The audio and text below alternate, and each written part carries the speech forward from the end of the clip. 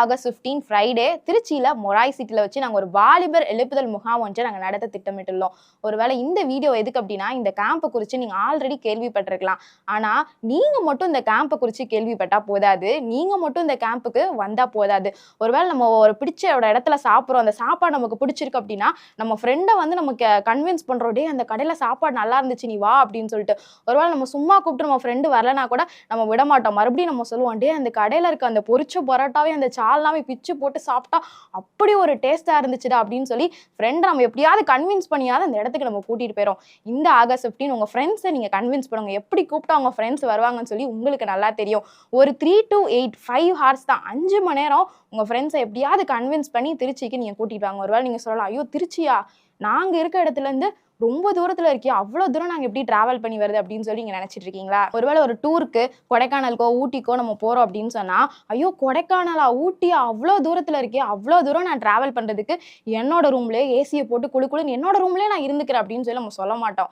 ஏன்னா நமக்கு தெரியும் அந்த இடத்துல போய் அந்த கிளைமேட் எக்ஸ்பீரியன்ஸ் பண்ற அந்த ஃபீலே தனி. அப்படி ஒரு ஃபீல் வந்து நமக்கு ரூம்ல கிடைக்காது அப்படின்னு சொல்லி நமக்கு தெரியும்.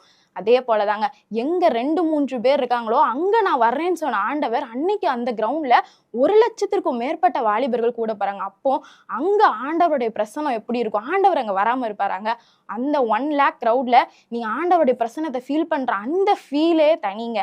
ஸோ வந்துட்டு இவ்வளோ தூரம் இருக்கு நீங்க யோசிக்காம ஆண்டவருக்காக அந்த ஒரு நாள் கொஞ்சம் தூரம் டிராவல் பண்ணி நீங்க வந்து பாருங்க. ஒருவேளை அந்த ஆகஸ்ட் 15 வந்து அந்த ஒரு நாள் தான் லீவு, அன்னைக்கும் எப்படி நான் ஒரு கேம்புக்கு வருது, அன்னைக்கு அந்த கேம்புக்கு வந்தா நான் ரெஸ்ட் எடுக்க முடியாது வீக்ல அப்படின்னு சொல்லி நீங்க யோசிச்சுட்டு இருக்கலாம். ஒருவேளை ஆண்டவர் ஒரு வருஷத்துல நமக்கு 365 நாளை கொடுத்திருக்காரு. டெய்லி நமக்காக, நம்முடைய படிப்புக்காக, நம்முடைய வேலைக்காக தான் நம்ம ஓடிக்கொண்டே இருக்கோம். அன்னைக்கு ஒரு நாள் ஒரு 5 மணி நேரம் ஆண்டவருக்காக நீங்க ஏன் ஸ்பெண்ட் பண்ணக்கூடாதுங்க? உங்களுக்கு தெரிஞ்சவங்களை, உங்களுடைய ஃப்ரெண்ட்ஸை நீங்க கூட்டிட்டு வாங்க. ஒரு 5 ஹார்ஸ் அங்கே எப்படி இருக்குன்னு நம்ம பார்த்துட்டு வருவோம். கண்டிப்பா அந்த கேம்ப் நல்லா இருக்குன்னு சொல்லி உங்க ஃப்ரெண்ட்ஸ், உங்களுக்கு தெரிஞ்சவங்களாம் நீங்க கன்வின்ஸ் பண்ணி நீங்க கூட்டிட்டு வாங்க. ஒருவேளை இந்த வீடியோவை பெற்றோர்கள் நீங்க பார்த்து கொண்டு இருக்கலாம். நீங்க நினைக்கலாம், என் பிள்ளை வந்து இந்த மாதிரி கேம்புக்குலாம் வரமாட்டாங்க, இந்த மாதிரி கேம்புக்குலாம் என் பிள்ளையை கூட்டிட்டு வரது ரொம்ப கஷ்டம்ப்பா அப்படின்னு சொல்லி யோசிச்சுட்டு இருக்கலாம். உங்க பிள்ளைங்க எப்படி சொல்லி கன்வின்ஸ் பண்ணலான்னு பெற்றோர்களாகிய உங்களுக்கு தான் தெரியும். நீங்க கொஞ்ச நேரம் உங்க பிள்ளைங்கிட்ட பேசி பாருங்க.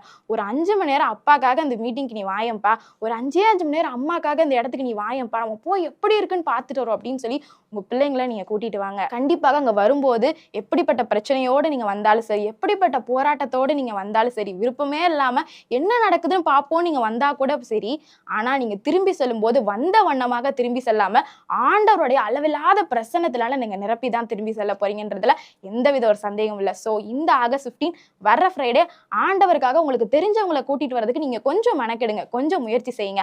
ஆண்டவருக்காக இந்த ஒரு நாள் ஒரு 5 ஹார்ஸ் நீங்க ஆண்டவருக்காக ஸ்பெண்ட் பண்ண ஒதுக்கி வைங்க.